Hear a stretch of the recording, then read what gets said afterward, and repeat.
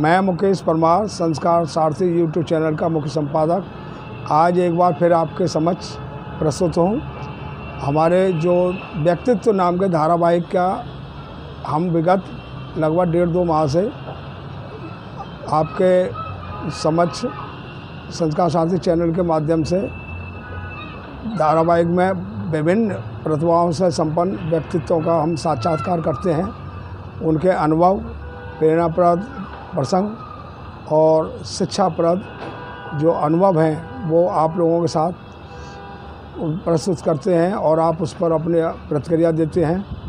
तो इसी क्रम श्रृंखला में आज देश के जाने माने वरिष्ठ advocate doctor AP Singh, supreme court के जाने माने एडवोकेट हैं, वो आपके समक्ष प्रस्तुत हैं।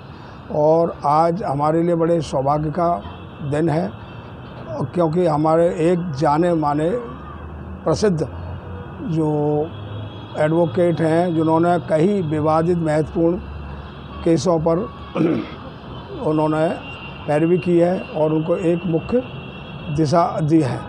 इसी श्रृंखला में उन्होंने हाथरस के केस में, उसमें जो पीड़िता केस के अंदर महत्वपूर्ण भूमिका निभाई है और जो आरोपी युवा हैं उनके तरफ से केस लड़ रहे हैं।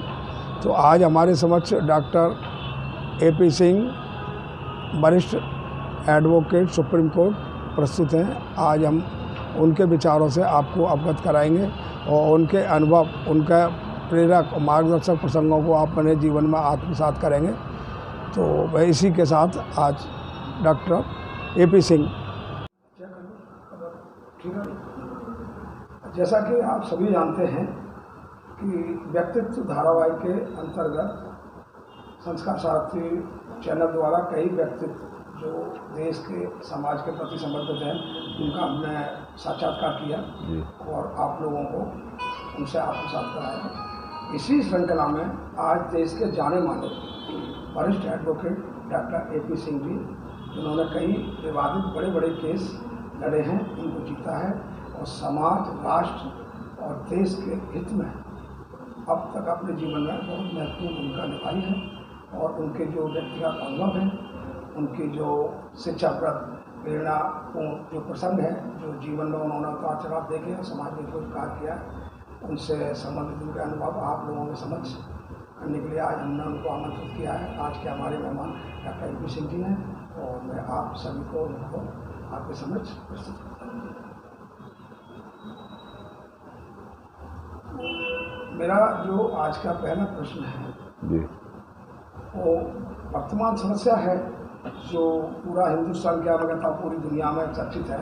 हाथरस जो दुर्घटना है, तो दुर्घटना ही कहूँगा उसको, क्योंकि बलात्कार के संदर्भ रहे लेकिन वो बात कहीं तक सिद्ध हो नहीं पाई। तो जो षड्यंत्र हुआ जिसमें कई व्यवस्थाएं ऐसी रही राष्ट्रीय अंतर्राष्ट्रीय ताकत जिनके द्वारा, जैसे कि शाहीन बाग में भी इस तरह का हादसा हुआ और PFI जैसे संगठन उन्होंने सांप्रदायिक जातिगत जो दंगा कराने की कोशिश की। तो इसकी मुख्य पृष्ठभूमि क्या है और आप क्योंकि इसका पक्ष के बचाव पक्ष के एडवोकेट हैं और वहाँ आपको अपना जो जिम्मेदारी का निर्वहन कर रहे हैं, तो आपके क्या अनुभव हैं, आपने इस पूरे घटनाक्रम में किस दृष्टि से देखा है, उस पर अपने विचार दें। उसके बाद देखिए, हाथरस जो बोला जा रहा है, बताया जा रहा रेप केस, पहली बात तो रेप है नहीं, MLC बता रही है। अब अभी तक की जो सबसे बड़ी खुशी की बात है, अच्छी बात है in the interest of justice कि हाथरस केस की CBI जांच के लिए जो माननीय मुख्यमंत्री योगी आदित्यनाथ जी ने आदेश किए थे, रिकमेंडेशन की थी कि इसको अनुशंसा की थी केंद्र से, वो केंद्र की अनुशंसा पर CBI ने हाथरस रेप केस को टेक ओवर कर लिया है, अपने हाथों में ले लिया है। ये आज की सबसे बड़ी खुशी की बात है। होनी तो दोनों पक्षों के लिए चाहिए, होनी तो देश के सब पक्षों के लिए चाहिए। ये अच्छी बात तो देश के सब राजनेताओं के लिए भी होनी चाहिए कि अब CBI जांच करेगी, टॉप मोस्ट इन्वेस्टिगेशन एजेंसी है। अब देखना है किसको इसमें भी बुराइयां नज़र आती हैं, तो ये चीज़ है। दूसरी बात, वहाँ जो CCTV कैमरे लगाए गए हैं उत्तर प्रदेश पुलिस द्वारा पीड़िता के घर पे। अब वहाँ से लोगों का छटना शुरू हो गया, निकलना शुरू हो गया। इसका मतलब कुछ असामाजिक तत्व वहाँ इकट्ठे थे, कुछ थे। अब देखिए बात आई, कोई भाभी, तथाकथित भाभी की बात आई, वो नक्सल की थी, वहाँ की थी। इसका मतलब वो वेल एजुकेटेड थी और वो वहाँ रह रही थी, उस तरह से छिपा के रह रही थी अपनी आइडेंटिटी को। इसका मतलब जो लोग कहते हैं कि पहली एफआईआर अंडर सेक्शन 307 की रजिस्टर्ड हुई, उसमें कोई जातिगत मुद्दा नहीं था, उसमें कोई रेप नहीं था, उसमें कोई गैंग रेप नहीं था। इसका मतलब वही इम्प्रूवमेंट कर रही थी बयानों में। माता के बयान में पहले पीड़िता की माता का पहला बयान था, उसमें कहीं भी रेप और इस तरह की बात नहीं थी।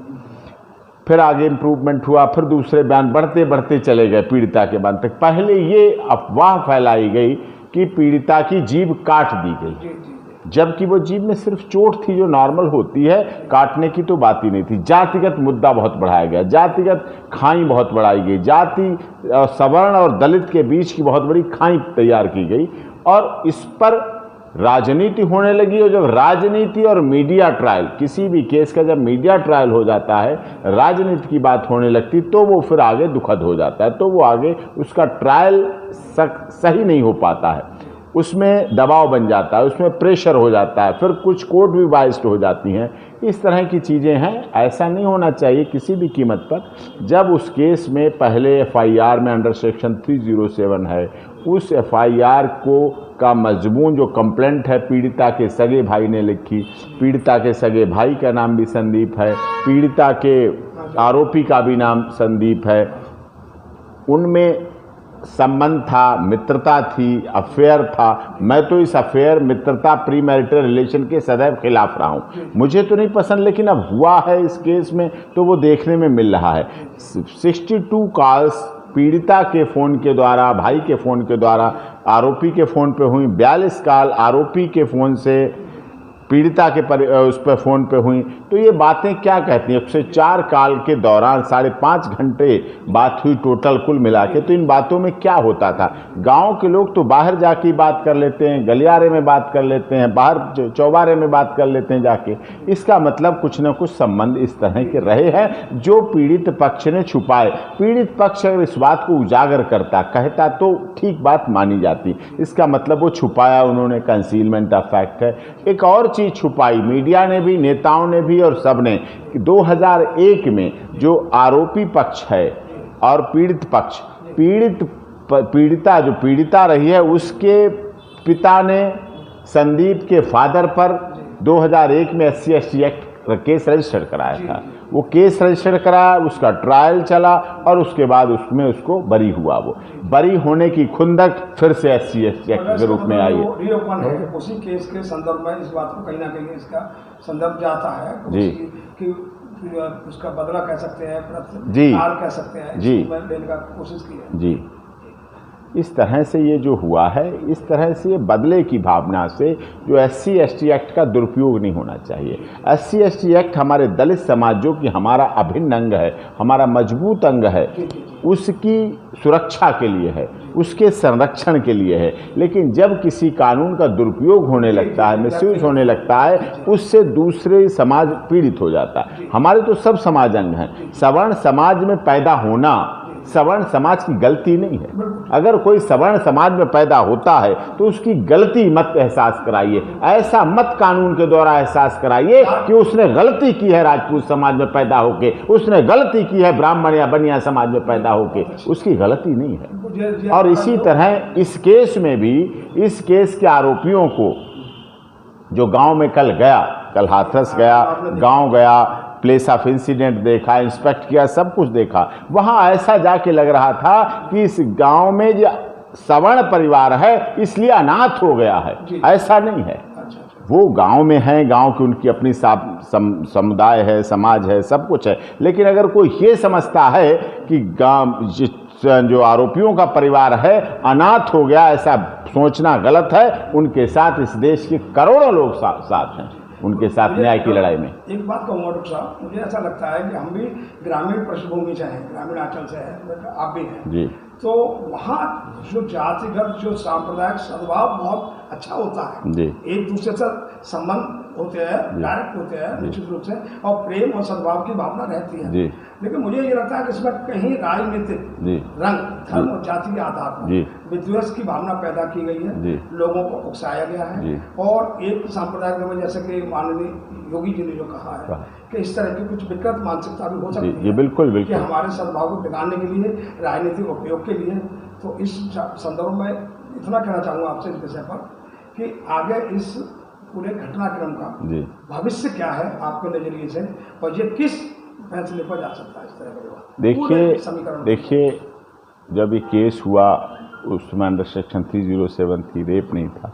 CFSL रिपोर्ट आई, MLC आई, डॉक्टरों की रिपोर्ट आई, उसमें कहीं कोई रेप की पुष्टि नहीं हुई, कोई रेप नहीं था।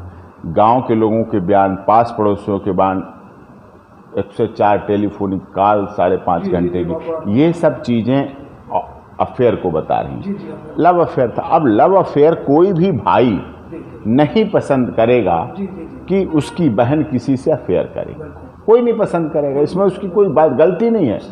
इस बात पर उसका झगड़ा था, इस बात पर उसने जब उस दिन भी वहाँ गांव में आ गया था संदीप, तो इसी बात पर भाई ने अपनी बहन से झगड़ा किया, उठा के नीचे ऐसे गिराया, गिरने से स्पाइनल इंजरी आई, जीभ कटी, और इस तरह से उसका ट्रीटमेंट नहीं हो पाया, वो दुनिया में नहीं रही, वो बच नहीं पाई। ये सबसे बड़ी बात थी। उसके बाद फिर राजनीति होती चली गई, फिर यहाँ तक होता चला गया कि बयान इसलिए बदलवाए जा रहे और संगीन धाराएं बढ़ती चली जाएं जिससे मुआवजा बढ़ता चला जाए, यानी कि कंपनसेशन लेने के लिए बयान जब बदले जाते हैं, कंपनसेशन लेने के लिए जब SC/ST एक्ट लगाओ तो इतना कंपनसेशन मिल जाएगा, रेप लगाओ तो इतना कंपनसेशन, गैंग रेप लगाओगे तो और इतना कंपनसेशन मिल जाएगा। तो इस तरह इसका मतलब तो उसकी मौत भी कंपनसेशन के लिए हुई है कि जब मर जाएगी तो और कंपनसेशन बढ़ जाएगा। दुर्भावनाग्रस्त रूप से जातिवाद को, और उन्होंने लोगों ने सोचा सब राजनीतिक पार्टियां इस मुद्दे को लेकर जितना विपक्ष था, एक सत्ता पक्ष और विपक्ष में विपक्ष लामबंद हो गया, पूरा विपक्ष लामबंद हो गया कि 2022 के चुनाव उत्तर प्रदेश को और वर्तमान में जो बिहार में चुनाव हो रहे हैं, विधानसभा के बिहार चुनाव हो रहे हैं, उनको प्रभावित करने के लिए, उसमें सवर्ण और दलित के बीच खाई बनाने के लिए, अपनी वोट बैंक बढ़ाने के लिए उन्होंने राजनीति की, और हाथरस को पिकनिक पॉइंट बना लिया गया और वहां लगातार दौड़ होती रही और मीडिया ट्रायल होता रहा। और यहां तक कि कुछ मीडिया के समूहों पर यह भी आरोप लगे, व्हाट्सएप जो सोशल मीडिया है, जो सोशल मीडिया के समूहों पर यह भी आरोप लगे हैं कि उन्होंने बहुत बड़ी इसमें पैसे लिए गए, बहुत बड़े स्तर पर पैसे लेकर सोशल मीडिया के द्वारा चीजें वायरल की गई, जिससे जातिवादी अशांति फैले और जातिवाद के नाम पर उत्तर प्रदेश ही नहीं बल्कि पूरा देश उसकी आग की लपेट में आ जाए, चपेटे में आ जाए, और जिससे कि लोगों को जो माननीय योगी जी की सरकार और केंद्र में माननीय मोदी जी की सरकार विकास के नए नए आम कर रहे, उन पर रुकावट हो, उन पर बाधा लगाई जाए, उन्हें रोका जाए। ये इस तरह की प्लानिंग थी। इस संदर्भ में आया था कि मॉरिशस से भी आया है 50 करोड़ और भी 100 करोड़ रुपए आया जी है। जी जी। इसी तरह शाहीन बाग वाले में भी इस तरह से 4 वही मिले हैं, 4 आरोपी पकड़े गए हैं। जी जी जी। तो इसमें बड़ा राजनीतिक दुर्भावना के साथ ये कार्रवाई हुई। जी जी। मैं अपनी बात को थोड़ा आगे बढ़ाते हुए, क्योंकि आज काफ़ी टाइम से ऐसा देखने में आ रहा है जैसे कि सुशांत राजपूत जी जो मर्डर केस था या आत्महत्या थी, हत्या थी, बड़े लंबे समय तक करीब 100 दिन से ऊपर वो चर्चा चलती है, और पुलिस जो महाराष्ट्र पुलिस की कार्रवाई उसके अंदर नहीं हुई। उसके बाद CBI को केस सौंपा, CBI भी अपनी कार्रवाई कर रही थी, उन्होंने काफ़ी किसी किसी तक पहुँचने वाले थे, उसमें ड्रग्स एडिक्ट का भी नाम आया और बहुत सारे लोग नाम आए। और इतना घटनाक्रम होने के बाद अचानक क्या होता है कि यहाँ से एम्स हॉस्पिटल से उसकी रिपोर्ट बदल दी जाती है, तो उसके बाद वो सारे सब खत्म हो गए। रिया चक्रवर्ती जयंती वो भी वापस आ गई, तो बहुत सारे घटनाक्रम बदल गए, मीडिया से भी वो चर्चा बिल्कुल खत्म हो गई। तो ये कुछ समझ में नहीं आएगा बात कहाँ से चली, कहाँ हुई और कहाँ उलझ कर होगी। तो ये सब घटनाक्रम किन चीज़ों की ओर संकेत देता है कि हमारे यहाँ क्या चीज़ बढ़ रही है? ये हमारे यहाँ न्याय को दबाया जाता है, मीडिया ट्रायल को बढ़ाया जाता है, इन्वेस्टिगेशन ना हो, जांच ना हो पाए, चार्जशीट फाइल ना हो पाए, कोर्ट में मैटर ना पहुंच पाए, एविडेंस आर्गूमेंट ना हो पाए, पहले मीडिया डिसाइड कर दे। जी। सुशांत, अब देखो सुशांत, ये रिपोर्ट भी आ गई, एम्स की भी रिपोर्ट आ गई, पैनल रिपोर्ट भी आ गई, और उसमें कहा सुशांत ने आत्महत्या की थी, आत्महत्या सिद्ध हो गई, अब हत्या खत्म हो गई। और कहाँ इतने दिन सीबीआई जांच, और देखिए 2.5 महीने हो 3 महीने हो गए सीबीआई जांच की मांग करते हुए, तब सीबीआई जांच हुई। वो तो भला हो योगी जी ने हाथरस केस में हफ्ते भर के अंदर सीबीआई जांच, एसआईटी गठित की, एसपी और डिप्टी एसपी को सस्पेंड किया और एसआईटी जांच की, और एसआईटी से भी संतुष्टि ना मिल पर सीबीआई की रिकमेंडेशन कर दी। अब सीबीआई ने टेक ओवर कर लिया केस। तो ये उनकी अच्छी। हरियाणा का बरवाला कांड हुआ संत रामपाल दास जी महाराज, 6 वर्ष हो गए सीबीआई जांच की मांग करते हुए, लेकिन किसी ने वहाँ सीबीआई कोर्ट धरना प्रदर्शन सब कुछ किया, लेकिन सीबीआई की जांच नहीं हुई उनके केस में, जबकि वो भी इसी तरह का राजनीतिक केस था, लेकिन नहीं हुई। तो ये तो अच्छा हुआ सीबीआई जांच हो जाएगा, अब किसी को कहने को अवसर नहीं मिलेगा, सब कुछ सही सही हो जाएगा। उसमें भी अगर सुशांत में सीबीआई जांच नहीं तो लोगों को कहते रहते। अब उनमें वो भी हुआ, ड्रग्स में भी आए, पकड़े गए, बरामद भी हुआ, सब कुछ हुआ, वो सब हुआ, तो अब सब मैटर खत्म हो गया। तो मेरा कहना है पहले इन्वेस्टिगेशन होने दी जाए, उसमें मीडिया ट्रायल ना हो, पहले मीडिया ना पहुंचे, इन्वेस्टिगेशन हो, फिर चार्जशीट हो, फिर आगे प्रोसीडिंग हो, तब मीडिया साक्ष्यों के आधार पर मीडिया चलाए। मीडिया राजनीति के आधार पर चलाने लगती है, मीडिया अपने राजनीतिक प्रभुत्व के आधार पर केस को डाइवर्ट करने लगती है, वो पूरी तरह से गलत है। जी, तो मीडिया का रोल बाद में होना चाहिए, एमपी के इन्वेस्टिगेशन के बाद। जी, महत्वपूर्ण विषय है। इस चर्चा को थोड़ा बढ़ाते हुए जी, एक बड़ा ज्वलंत मुद्दा है देश दुनिया, जी, और सभी लोग कहीं ना कहीं पूरी दुनिया उससे उत्पीड़ित है, जी, और समाधान ढूंढ रहे हैं, लेकिन अभी तक मिला नहीं है। जी, जो कोरोना जो काल है, जी, इसने सारे संसार को तबाही के कगार पर जी, खड़ा कर दिया, चाहे वो जनहानि हो, जी, आर्थिक संकट हो, जी, या बहुत सारी हमारी औपचारिकताओं सावधानियाँ हों, जी, जिनके द्वारा हमको अपने जीवन सापेक्ष मूल्यों की सुरक्षा करना जी, बड़ा मुश्किल हो गया जी। है। प्रतिदिन लाखों की तादाद में लोग मर रहे हैं। तो इसका आपको क्या लगता है, क्या भविष्य है, किस तरह के लेके आत्मवस्थ होंगे, कब तक समाधान हो पाएगा? तो ये बड़ी पीड़ा है, इसमें बहुत सारी चीज़ें प्रभावित। अब देखिए कोरोना जब तक उसकी मेडिसिन नहीं आती, टीका नहीं आता, तब तक तो ये ऐसे ही रहेगा। डिस्टेंस 2 गज की दूरी भी रखना है, मास्क भी रखना है, स्वच्छता भी रखनी है, हाथों की साफ सफाई रखनी है, और ज़रूरी काम से ही बाहर जाने का है, लेकिन लोग मानने पे तैयार नहीं हैं। और फिर से घूमने चलने का भी काम ज़रूरी काम था, ज़रूरी काम से जाने के बजाय लोगों ने अब अपने लाइफ स्टाइल को भी बदला है, फिर से वही पुराने ढर्रे पे आ गए। इससे कोरोना के पेशेंट बढ़ रहे हैं। जब तक इसकी दवा न बन जाए, जब तक कोई इसका इलाज न निकल आए, तब तक लोगों को अपना बचाव अपने द्वारा स्वयं की सुरक्षा करनी पड़ेगी। इससे ये जरूरी है। श्री घटनाक्रम में आपके जीवन का ऐसा कोई संस्मरण, ऐसी कोई घटना जी, जिसने आपको बहुत ज़्यादा प्रभावित किया हो, समाज के प्रति, देश के प्रति, तो इतना सोचने को मजबूर किया हो कि मेरे देश के प्रति क्या कर्तव्य है, क्या ड्यूटी है, और ऐसा कोई आपने कार्य किया हो जिससे हमारे जो दर्शक हैं वो लाभान्वित हों, आपसे प्रेरणा ले सकें, उसको आप साथ नहीं, जो भी देखिए, मैं अगर अपने प्रोफेशन की बात करूं तो वकालत का प्रोफेशन है मेरा, तो उसमें मैंने प्रयास किया मैं लॉयर हूं, तो मैंने अपने लॉ मैन को ले मैन के रूप में भी, जो लॉयर हैं, जो ले मैन हैं, जिन्हें कानून की पढ़ाई नहीं पड़ी है, लेकिन हमने अपने कार्यों से उनको भी प्रयास किया कि ले मैन भी लॉ मैन बने। कानून की जानकारी हो, हर व्यक्ति को करना चाहिए, वो भी एक सेवा है, वो भी एक बड़ी सेवा है। दूसरी बात, जो इस देश में विभेदीकरण चला, आरक्षण का दुरुपयोग होता है। आर्थिक आधार पर आरक्षण हो, गरीब को आरक्षण मिले, जो भी गरीब हो, जिस जाति धर्म क्षेत्र भाषा संप्रदाय का हो, लेकिन नहीं मिलता है। इस देश में जाति क्षेत्र भाषा संप्रदाय से ही आरक्षण को बांट दिया जाता है, और उसी से केस को बांट दिया जाता है, उसी पर राजनीति होने लगती है। देखिए, दुनिया के किसी भी देश में, मैं पूरी दुनिया में जाता हूँ, आरक्षण नहीं है, जातिगत आरक्षण नहीं, इकोनॉमिक आधार पर रिजर्वेशन हो। यदि भारत में माननीय हमारे देश के नेताओं ने सोचा, अभी तो 10 साल के लिए आरक्षण सोचा, तो 10 साल के बाद चलो 10 साल हो गया, उन्हें दे दिया गया। एक बीमार थे, एक कमज़ोर था, तो उसे थोड़े दिन के लिए दे दिया।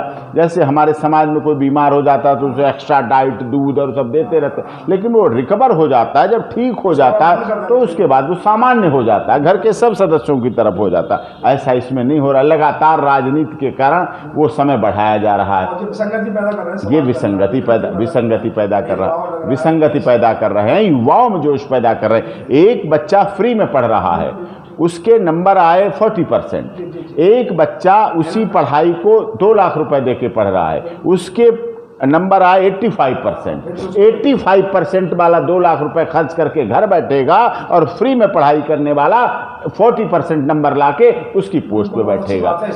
ये विसंगति है, इस पर समाज को होना चाहिए। मैं पूरे समाज का जो आपके दर्शकों के माध्यम से आह्वान करता हूं कि इसके विरोध करना चाहिए। अपने सांसदों से कहें, अपने विधायकों से कहें कि देखिए आप हमारे चुने हुए सांसद हैं, हम लोग इस बात से असहमत हैं, आप मेरी आवाज़ को संसद में उठाइए, विधानसभा में उठाइए। नेता जब चुनाव में आते हैं तब इस बात को कहें। ये सबसे बड़ा मजबूत विषय है देश की जनता को मजबूर करने के लिए, और विकास में बाधा पड़ती है। आर्थिक आधार और आरक्षण खत्म होना चाहिए। मैं एक बात कहना चाह रहा था डॉक्टर साहब कि जैसे कि हमारी सरकार पहले भी रही है और आज की सरकार भी है कि अगर इसको आरक्षण शब्द को ही हटा दिया जाए जी, देखिए सरकार आर्थिक रूप से मदद करती है, हर उस योग्य व्यक्ति को, युवा को, परिवार को, गृहस्थ को वो सहायता देती है, किसी भी रूप में देती है, तो उसका वो भरण पोषण सही तरह से हो पाता है, सच्चा भी हो पाता है। तो हम उसको आर्थिक आधार पर भी ना दें, आरक्षण ना दें, उनको वो सुविधा दें। आरक्षण खत्म, आरक्षण नाम की चीज, बिल्कुल बहुत अच्छी बात है। आरक्षण शब्द ही भेदकारी है, वो डिवाइड करता है। केवल रेलवे का आरक्षण होना चाहिए जो होता है, बाकी ये नहीं होना चाहिए। उससे समाज को एक, इसमें दोहरे अर्थों में अन्याय होता है। मुझे लगता है एक जो योग्य है उसको उसका अधिकार नहीं मिलता, और जिसमें वो पात्रता नहीं है उसको वो अधिकार मिल जाता है, तो वो उसका जो है उपयोग सही कर नहीं पाता, योग्यता ही नहीं है। तो हमारे समाज की संरचना है, जो व्यवस्था है, उसका ढांचा कहीं ना कहीं वो ज्ञान के अभाव में अपूर्ण रहता है। हम वो प्रगति नहीं कर पाते, हम वो विकास नहीं कर पाते। तो इस तर्क पर आपका विचार चाहता हूँ कि मैं कहीं गलत तो नहीं। बिल्कुल आप सही सोच रहे हैं, बिल्कुल आपकी सोच सही है। आप तो बहुत पुराने पत्रकारिता के क्षेत्र में रहे हैं, और संस्कार भारती, संस्कार सारथी के नाम से मैगजीन जो आप चलाते हैं पत्रकारिता के क्षेत्र में, उसका नाम ही इतना अच्छा मुझे लगता है, संस्कारों को सारथी, ले जाने वाला। सारथी मीन्स होता है किसी चीज़ को ले जाने वाला, ड्राइवर, पायलट ले जाता है। सारथी, जैसे युद्ध होता था तो जो रथ चलाता था युद्ध का राजा का, तो उसे सारथी कहते थे, मेरा सारथी है, तो चलाने वाला। तो इसी तरह आपने संस्कारों को आगे ले जाने का काम किया है। और मैं कहता हूँ संस्कार यदि हैं समाज में, यदि परिवार में संस्कार हैं, तब रेप रुक पाएंगे। कानून से नहीं रुके। आपने फांसी का प्रावधान दिए, निर्भया केस में आपने फांसी दी, चलिए दे दी, ठीक है, लेकिन क्या फांसी देने से रेप रुके? क्या फांसी देने से रेप मर्डर रुके? नहीं रुके। आपको संस्कार देने पड़ेंगे।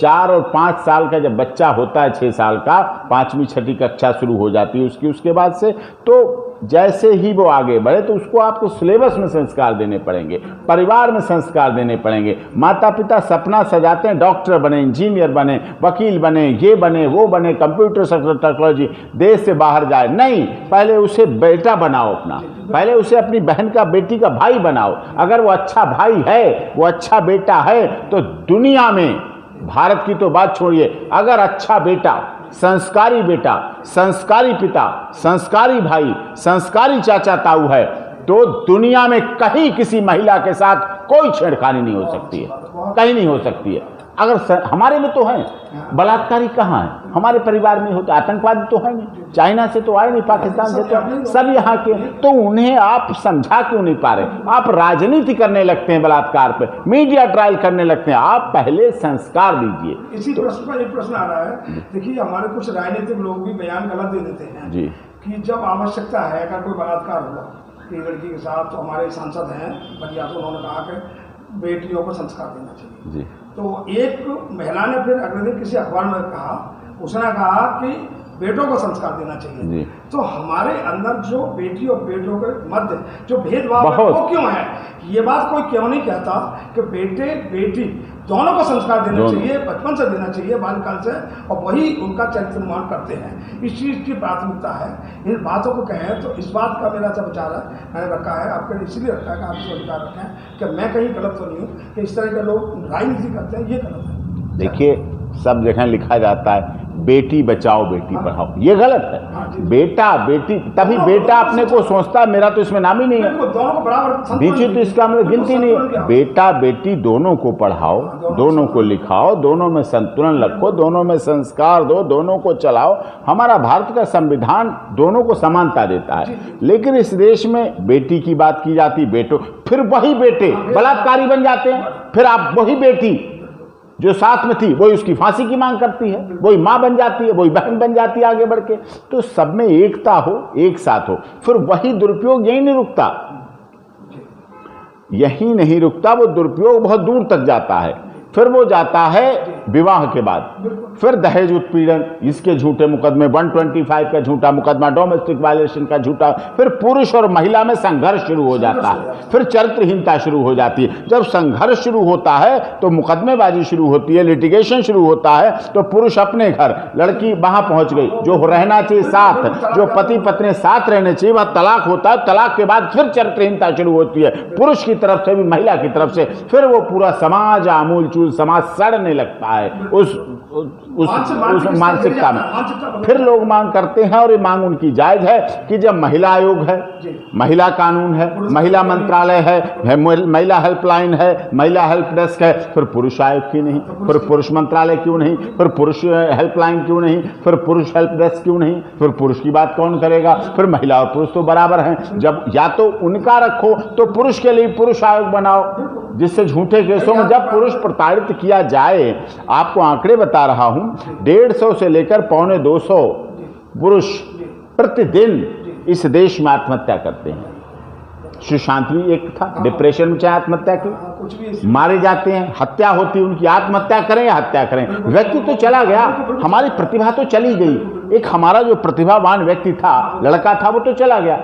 बेशक उसकी रिपोर्ट नहीं होती है, एफआईआर नहीं होती है, जांच नहीं होती है, हर केस की सीबीआई जांच नहीं हो सकती, हर केस की एसआईटी नहीं हो सकती। लोग उठाते हैं अपने बेटे, क्योंकि वो बेटा होता है, दफना देते हैं। बेटी हो तो उस पर हंगामा हो जाए, बेटी की मौत पे हंगामा हो जाता है, लेकिन उनके माता पिता के दिल से पूछिए, भाई बहन से पूछिए, चाचा ताऊ से पूछिए, एक भाई होता है वो सुसाइड कर लेता है। जब घर के पंखे पे लटका मिलता है तो वो लटका हुआ तो आधा घंटे में उतर के अंतिम संस्कार होके 10 दिन बाद, 13वीं 15 दिन बाद, वो साल बाद बरसी होकर निबट जाता है, लेकिन वो जगह, वो स्थान और वो माता पिता की यादें कभी नहीं कोई मिटा सकता उनको। वो उसके जीवन भर रहती हैं, उसके साथ रहती हैं और उस पर चलता है। इसीलिए लोग पुरुष आयोग की मांग करते हैं। अब या तो वो हटा दो तो पुरुष आयोग भी बना दो, या फिर दोनों हटाओ, जो आईपीसी है, सीआरपीसी है, जो उस पर उसके आधार पर डिसाइड हो। इससे झूठे केस भी दर्ज होते हैं। मैं मानता हूं सच्चे केस भी होंगे, होते भी सच्चे केस हैं, लेकिन कई ज्यादातर केस झूठे होते हैं। इसीलिए इस देश में 80% केस बरी होते हैं, एक्यूटल होते हैं। आदमी 10 साल, 15 साल, 20 साल केस लड़ता है, उस पर आरोप लगता है, वो समाज से मुंह छिपाता है, छुपा छुपा घूमता है, जेल रहता है, बेल होती है, उसका घर बिकता है, वकील लगे रहते हैं, वकीलों से लगा रहता है, उसके संपर्क, कोर्ट कचहरी, वकीलों की ऑफिस और कोर्ट के धक्के खाता रहता है। 20 साल बाद बरी होता है, बरी होने तक उसका सारा जीवन खत्म हो लेता है। बाद में कह दिया जाता है बरी तुम पर आरोप सिद्ध नहीं हुआ, जाओ जी घर जाओ। अब तुम पर इसका क्या हुआ, फिर उसका क्या हुआ? अब उसको पीड़िता को आप क्लेम दे देंगे, कंपनसेशन दे देंगे, ये चीज उसके जीवन को किसने दिया? जो उसका परिवार आहत हुआ। और ऐसा नहीं है, जो महिला का है तो महिला की तरफ से कानून है, और जो पुरुष परिवार से जुड़ी हुई महिलाएं हैं उन महिलाओं का भी हैरेसमेंट होता है, उनका भी दुखी, उन्हें दुखी किया जाता है, उनकी कोई सुनने वाला नहीं है।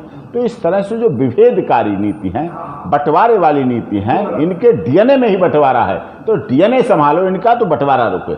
उसका तो एक ही मुझे लगता है मूल मंत्र है कि हम जो भेदभाव की जो राजनीति है, भेदभाव की नीति है, उसका हमें और स्त्री पुरुष के अंदर संतुलन जी, एक दूसरे के पूरक जी, अर्धनारीश्वर शब्द का रूप। हाँ, अर्धनारीश्वर क्या था? यही था, जितना पुरुष का महत्व उतना नारी का है।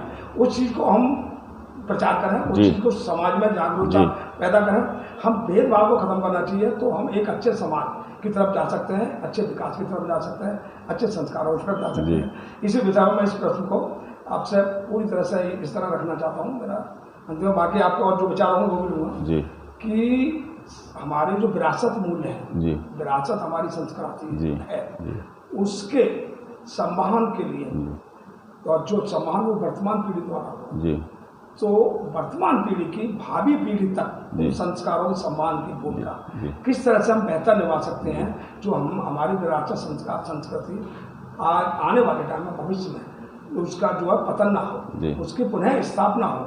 जैसे भगवान श्री कृष्ण ने श्रीमद् भगवद गीता में कही थी कि जब अधर्म बढ़ता है और धर्म घटता है तो मैं आता हूँ और फिर धर्म की पुनः स्थापना करता हूँ। मुझे ये लगता है कृष्ण जी तो अभी नहीं है, पर किसी न किसी रूप में, आंशिक रूप में हम आप सभी के भीतर वो उस ऊर्जा का संचालन कर रहे हैं और हम लोगों का ये दायित्व बनता है कि हम उस व्यवस्था को, उस धर्म को, उस न्याय को, उस सत्य की स्थापना के लिए, विरासत संस्कारों की स्थापना के लिए क्या ऐसा कार्य करें, किस तरह का ऐसा बदलाव लाएं जो पुनः हमारी संस्कृति संस्कारों की पुनः स्थापना हो सके। इस पर देखिए, प्राचीन समय में हमारे संयुक्त परिवार थे, तो दादा दादी, नाना नानी, मौसा बुआ, संयुक्त परिवार, ये चलते फिरते मंदिर थे, ये हर समय शिक्षा देते रहते थे।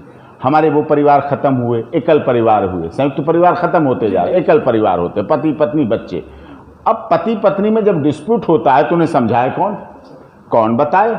ना नाना नानी है, ना दादा दादी है, ना मौसा फुआ, खुद ही के खुद ईगो में लड़ाई हो रही। बच्चे उसको देख रहे हैं, बच्चे भी आगे विघटित हो रहे हैं और वो परिवार भी विघटित हो रहा। यहीं पे बड़े बुजुर्गों के साथ संयुक्त परिवार तो वो समझा देते थे, दोनों की गलती बता देते थे और निपटारा हो जाता था। एक चीज, घरों से गीता रामायण भागवत पुस्तकों का खत्म हो गया, अब मिलेंगी नहीं। अब तो सीडी मिलेंगी, वीडियो मिलेंगे, फेसबुक मिलेंगे, व्हाट्सएप मिलेंगे। ये मैं मानता हूँ सोशल मीडिया का प्रयोग करना चाहिए, लेकिन आज सोशल मीडिया और मॉडर्न टेक्नोलॉजी का दुरुपयोग ज़्यादा होने लगा है। आज पोर्न साइट तो मिलेंगी, पोर्न साइट तो हर एक फोन पे मिलेंगी, लेकिन कोई बता दे गीता रामायण भागवत शिव पुराण भरा हुआ हो कहीं? मैं तो आपको बड़ा धन्यवाद करता हूँ जो आपने संस्कार सारथी, ये जो आप मैगजीन चलाते हैं, ये अपने में खुद आज की रामायण है। मैं तो कहता हूँ आज की रामायण गीता और पुराण है ये, जो हर घर में हो, हर घर में बच्चा देखेगा, पढ़ेगा, किताब पे हो, बेड पे हो, मंदिर में हो, स्टडी रूम में हो, लाइब्रेरी में हो, जहाँ जहाँ जा सकती वहाँ पहुँचे, वहाँ लोगों में जाए तो उसको पढ़ने से उसमें संस्कार शब्द ही किसी गलत व्यक्ति को सुधारने के लिए काफ़ी है। जब उससे कहा जाए संस्कार, जब संस्कार शब्द आता है तभी उसके दिमाग में अच्छाइयाँ आने लगती हैं। ये जैसे रामायण हो, भागवत हो रही, तुम आप पवित्रता आ जाती है, अपने आप डिवाइन लाइट आ जाती। तो इस तरह से ये हो, इस तरह की चीज़ें हों, तो जिससे इनमें अब सनी लियोनी तो आ रही हैं, पोर्न साइट आ रही है, सब कुछ आ रहा है, लेकिन सीता, सावित्री, गार्गी, अपाला, अनुसुईया, रजिया सुल्ताना, इनको लोग बोलते जा रहे हैं। अभी पिछले दिनों केंद्रीय मंत्री माननीय जावड़ेकर साहब ने और माननीय मोदी जी ने और देश के लोगों ने बड़े प्रयास करके रामायण और महाभारत को प्रसारण करवाया, टीवी के न्यूज़ चैनल किया। जो 20 साल पहले हो चुका था तो पीढ़ी बदल चुकी थी, हमें स्मृतियां थी, याद थी, लेकिन आज की जो पीढ़ी थी नहीं उस समय। आज के बच्चों ने लॉकडाउन के दौरान रामायण और महाभारत देखा तो उनके जीवन में परिवर्तन आया। ऐसा नहीं टीआरपी रामायण महाभारत की कम रही, टीआरपी रामायण और महाभारत की दुनिया में सबसे अधिक रही। पहले भी रही थी, पहले भी टीवी खरीदे गए, बैटरी खरीदेंगी, लाइट नहीं रहती थी, काम छोड़ के बैठते थे, सन्नाटा छा जाता था। जिस समय रामायण महाभारत आती थी तो पूरे देश में सन्नाटा छा जाता था। दिन में संडे एकदम आदमी देखता था, उसको अपनाता था, देखता था, रोता था उसके लिए, उसकी उस पर देख के अपने को अपने पे उकरता था। तो उसको देखा लोगों ने, अभी भी देखा तो टीआरपी सबसे ज्यादा हुई उसकी। ऐसा नहीं है कि टीआरपी नहीं होती है, जो लोग कहते तो इसका मतलब अभी हमारे अंदर संस्कार हैं, बस थोड़ा सा उन्हें कुरेदने की जरूरत है, बीज लेकिन दबा दिया जाता है। लेकिन आज की आधुनिक मीडिया, माफ कीजिए, आधुनिक मीडिया विज्ञापन के चक्कर में, आजकल आधुनिक पत्र पत्रिकाएं, अखबार, समाचार विज्ञापन के चक्कर में नग्नता छापते हैं, नंगी तस्वीरों को छापते हैं, अर्धनग्न तस्वीरों को छापेंगे। हॉलीवुड बॉलीवुड में राजा हरिश्चंद्र और परिवार जोड़ने वाली फिल्में बनी, भाभी फिल्म, घर एक मंदिर है, ये चीजें, बागमा फिल्म, ऐसी फिल्में बनना चाहिए बॉलीवुड हॉलीवुड में, लेकिन वो फिल्में अब वहां नहीं बनती हैं। अब वहां क्यों नहीं बनती? क्योंकि अब पता चल गया सुशांत केस में सारे तो वहां नशेड़ी अधिकतर बैठे हैं। ज्यादातर जब नशेड़ी बैठे हैं, ड्रग्स के बैठे हैं, एडिक्ट बैठे हैं, तो क्या करें? उनके खुद लोग कह रहे हैं कि हाँ ये है ऐसे, तो वो क्या संस्कार लाएंगे? उनका अपना चरित्र, जब खुद का अपना उनका चरित्र नहीं तो वो क्या करेंगे? तो इसलिए उसको वर्तमान को लाने के लिए आपको अपनी प्राचीन सभ्यता, फिर से मैं छत्रपति शिवाजी, महाराणा प्रताप, पृथ्वीराज चौहान, इन सब सबका इतिहास देखना पड़ेगा, क्यों उन्होंने घास की रोटी खाई। आज लोग सत्ता के लिए तुरंत पार्टी बदल लेते हैं, सौदेबाजी कर लेते हैं। आज हमारी ये पार्टी है, रात में दूसरी पार्टी हो गई, उधर से पद का लालच मिल गया, उधर से सत्ता का लालच मिल गया, उधर से टिकट की सेटिंग हो गई, तो लोग करते हैं। लोगों में देशभक्ति का भाव तो चला गया, स्वयं की भक्ति, स्वार्थ भक्ति, स्वार्थ सिद्धि का भाव ज्यादा आ गया, स्वयं की पूजा ये कराने लगे हैं। वही तो इस तरह से ये जो हुआ वो पूरी तरह से गलत है और हमारे समाज को अच्छा बनाने के लिए नहीं है। संस्कार ही हमारे समाज का सबसे बड़ा धरोहर है, और जब हम उसको चलाएंगे, जब हम उस पर नैतिकता सिखाएंगे, जब परिवार में नैतिकता सीखेगा, जब बच्चा तो मिट्टी की तरह, कच्चे घड़े की तरह होता है, जैसे कच्चा घड़े की मिट्टी होती है, जिधर जैसे कुम्हार की मिट्टी की तरह होता है बच्चा, और हर घर में बच्चों से ही बड़ा बनता है। तो उसको जैसा आप सिखाएं, आप उसे पैर छूना सिखाएंगे तो पैर छूना, आज्ञाकारिता सिखाएंगे वो सिखाएंगे, आप उसे गेम में डालेंगे, आप उसे जानी जानी yes papa, twinkle twinkle little star सिखाएंगे, तो वो कहाँ पृथ्वीराज चौहान सीखेगा, कहाँ सीता सावित्री गार्गी अपाला अनुसुईया सीखेगा? वो तो twinkle twinkle little star, Johnny Johnny yes papa सीखेगा। फिर वो कहाँ सीखेगा हमारे देश का ध्रुव का इतिहास, प्रहलाद का इतिहास, भक्त प्रहलाद का इतिहास कहाँ सीखेगा? लक्ष्मण की भक्ति कहाँ सीखेगा? भरत का त्याग वो कहाँ सीखेगा? वो तो बस उसी में लगा है। शिक्षा के क्षेत्र और इस सबको आगे हमें उसमें बदलना पड़ेगा। हमें शिक्षा में माननीय मोदी जी आमूलचूल परिवर्तन करने में लगे हैं, सिलेबस भी चेंज हो, और जो गलत चीजें, इतिहास को गलत तरह से परोसा गया उस समय की तत्कालीन सत्तारूढ़ पार्टियों के द्वारा, उसे हटाया जाए और उसमें पूरी तरह आमूलचूल परिवर्तन करके सच्चाई को रखा जाए। उसमें चल रहा है, प्रयास चल रहा है। हाँ, आज देखो ना, आप देखो ना, अकबर महान कहा जाता है, महाराणा प्रताप नहीं। हमारे महाराणा प्रताप ने अकबर की दुष्चारिता को हटाया, तो आप उसको, उनको कहते हैं प्रताप को, उसके प्रतीक है, उनको कहिए। आपने पद्मावत में देखा कितना हाव हल्ला मचना पड़ा, कितना हमें इतिहास से छेड़छाड़ होती, यानी कि इतिहास को छेड़ा जा रहा है, इतिहास को बदला जा रहा है, इतिहास को गलत दिखाया जा रहा है। हमारे समाज में हॉलीवुड बॉलीवुड फिल्मों ने बनाई इसलिए गई थी मनोरंजन के लिए, लेकिन मनोरंजन के साथ साथ इन्होंने हमारे समाज को गलत फिल्में दिखा के, गलत इतिहास दिखा के उनमें बहुत ही चीजें नग्नता ला दी, संस्कारों को दूषित कर दिया है, दूषित किया है, पश्चिमी संस्कृति को बढ़ावा दिया है, वेस्टर्न कल्चर को बढ़ावा दिया है। वो वेस्टर्न कल्चर को बढ़ावा देते हैं, चाहे पहनावे की बात हो, चाहे खाने पीने की बात हो, चाहे मिलने जुलने की बात हो, चाहे सभ्यता की बात हो। लव मैरिज, लव डे, किस day, hug day, Valentine day, इनका कहाँ हमारे देश में महत्व था? हमारे समाज में तो महत्व था रक्षाबंधन, भैया दूज, माता पिता दिवस, पूर्णमासी, इन चीजों का महत्व था। प्रेम का महत्व था, राधा कृष्ण का प्रेम था, तो निष्काम प्रेम था, भक्ति का प्रेम था, मीरा का प्रेम था, भरत का प्रेम था अपने भाई के प्रति, लक्ष्मण का प्रेम था अपनी भाई और भाभी के प्रति, सीता माता के प्रति, जनक का प्रेम था। जनक, राजा जनक कितनी बड़ी शक्ति थी। अगर आज के लोग होते, आज के माता पिता जैसे जनक होते, तो जब सीता माता को राम भगवान लेके 14 वर्ष जंगल घूम रहे थे, पैरों में कांटे, भूखे रहना, खाने को नहीं, वस्त्र नहीं, ये नहीं, कोई व्यवस्था नहीं, तो राजा जनक तो दशरथ पर भी और श्री राम पे भी और उनके भाइयों पर भी और उनकी माताओं पे भी एक तो दहेज का केस लगवाते, डीबी एक्ट लगवाते, मेंटेनेंस का केस लगवाते। अगर उस समय अदालत होती तो राजा जनक जैसे आज के माता पिता हैं, झूठे केस लगा के और कर देते। और सीता माता, जो सीता माता बन रही थी, उनको वहां से उठा के अपने राजा जनक वहां रखते, जाके अपने घर ले जाते और राम से कहते जाके तुम भटको। लेकिन नहीं, ऐसा नहीं किया राजा जनक ने। राजा जनक दुख में आए, उनके दशरथ की जन्म शामिल हुए और उन्होंने कहा नहीं, जो तुम्हारे पति कह रहे हैं वही तुम करोगी। राजा जनक और राजा जनक की रानी, ये हमारे संस्कार थे। आज के संस्कार क्या है? फोन हो गया। फोन का दुरुपयोग कैसे होता है? फोन का उपयोग करो।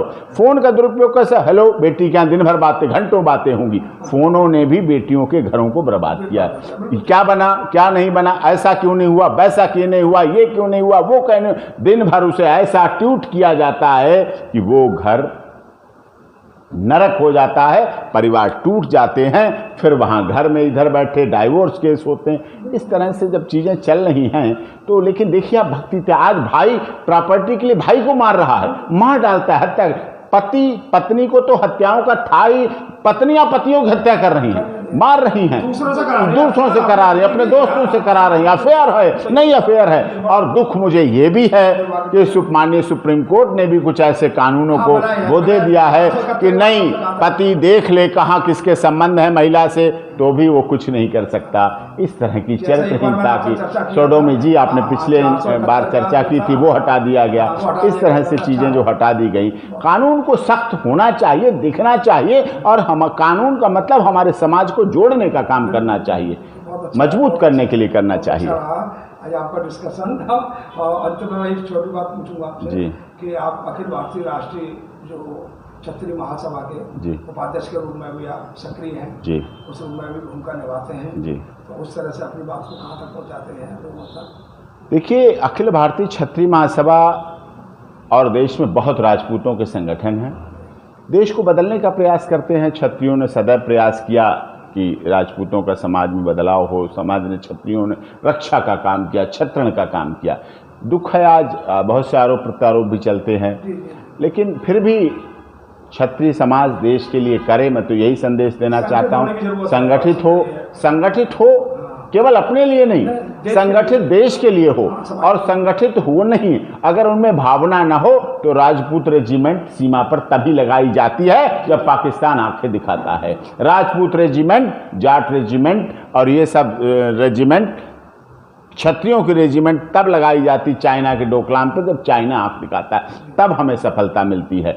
और आरक्षण हो तो फिर जब सबसे ज़्यादा आरक्षण ले रहा है उसे सबसे आगे सीमा पे रखो, उसके बाद जो कम आरक्षण ले रहा है उसे दूसरे नंबर पर रखो, और जनरल को तो सैनिक को सबसे पीछे रख दो जी। जब वो सब मारे जाएंगे तब नंबर लगेगा, क्योंकि मैं तो आरक्षण लेता नहीं, मैं तो फ़ायदा लेता नहीं, मैं तो कुछ फ़ायदा नहीं ले रहा हूँ। तो ऐसा नहीं हो सकता। लेकिन आज भी देश की संसद हो, विधानसभा हो, लोकसभा हो, राज्यसभा हो, राष्ट्रपति भवन हो, सुप्रीम कोर्ट ऑफ इंडिया हो, जो उनके ऊपर तिरंगा लहराता है, वो तिरंगा हवा से नहीं लहराता है, वो हमारे देश के राजपूत सैनिक और देश के और भी सैनिक, देश के सब सैनिकों के त्याग और तपस्या और बलिदान की वजह से लहराता है, वो हवा से नहीं लहरा सकता है। इस बात को समझना चाहिए लोगों को।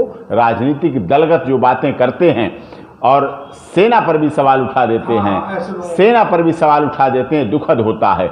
और निश्चित रूप से जो हमारी और एजेंसियां हैं, चाहे सुप्रीम कोर्ट ऑफ इंडिया हो, चाहे ऑनरेबल हाई कोर्ट्स हो, चाहे लोकसभा, विधानसभा, और जो भी election commission of India, reserve bank of India, ये सभी स्वतंत्र रहनी चाहिए, जिससे किसी को कहने का कोई अवसर ना मिले, और सभी कार्य बिल्कुल नियम से होना चाहिए, भारत के संविधान के अनुसार होना चाहिए। भारत का संविधान सिर्फ कोरी किताब नहीं है कि वो कुछ किताबों का गट्ठर नहीं है। भारत का संविधान 140 करोड़ लोगों की आत्मा है। लेकिन इस देश में लोग हिंदू मुसलमान की बात करने लगते हैं, कहीं किसी की बात करने लगते हैं, जातिगत लोग जाते भी हैं। अगर कहीं किसी घटना में जाते हैं तो जाति और धर्म देख के जाते हैं। अभी कल यहाँ एक राहुल की हत्या हो गई है, आदर्श नगर थाने के पास एक राहुल की हत्या हो गई है।